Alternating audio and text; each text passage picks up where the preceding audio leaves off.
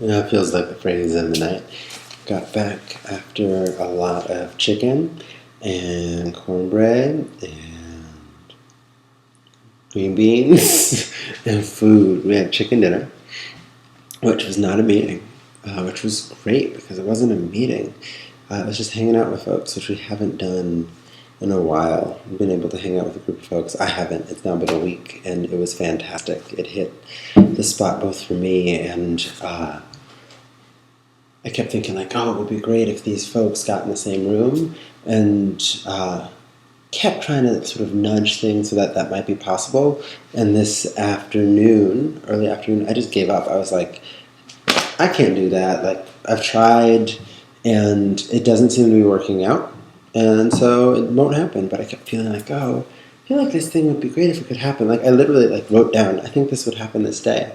And then, 2 hours later, I need to make a phone call about something, and then bam, bam, bam, bam, bam, 10 things just line up really fast, and suddenly it looks like we might be in the same room. And then I'm frustrated because I'm like, this doesn't feel quite like the same room, and I got to the room that I felt like we might go to. And I called up Ingrid. Thank you, Ingrid. And she said, think about, focus, she asked the question, like, what will support each of the people there to take their next step? And I was like, I don't know what to do with this question. And but it helped me break off of, like, thinking about a group, and then to drop to be like, okay, who are the people who are there? Let me just focus on the people. So I ended up sitting in a room, and it was okay. And as that meeting was ending, someone was like, oh, well, we're going to go get some chicken for dinner, right? I was like, no. Yes, I talked about cooking and doing all this stuff earlier, but I gave up. Like, I'm not cooking dinner. And so we went to Popeyes. We got a bunch of food. People hung out. It was all the people who I thought could get in the same room, but I didn't have to do any of it. And I was suddenly asked to be there because I drive and I clean dishes and I talk and I listen a lot. I like to listen and be like, oh, hey, I heard that. Just be in it. Totally in it. And so I'm excited about what is ahead. There are a million options all the time. I am my double signal. I am following, and I know more about what I'm doing than I may seem. So, like, listening and following is hopefully better light. Listening and following are very active, and they lead down a path, and I don't create that path, but I need to practice being open to it. And so that's what I'm doing, being very, very open. I remember in this meeting I sort of tried to put my arms down, just be open, and it worked okay, but I did my best, and things worked out. That's all I can ask for myself, is to try and do my best, and I feel I did that tonight. And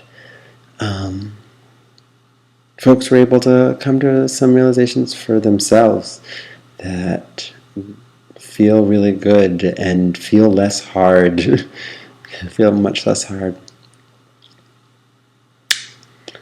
Yeah. So I'm excited, I'm proud. I had conflict today that was healthy. It felt great. I was in a room with mostly black men talking about being black men, and then the conversation suddenly shifted to women and how folks shouldn't be making decisions about women, and this person who made some comment about, like, women in front of men. It's like women demasculating men, and all the men, especially the, like, under 35 crew, the hands up crew, as I call them, turned and were like,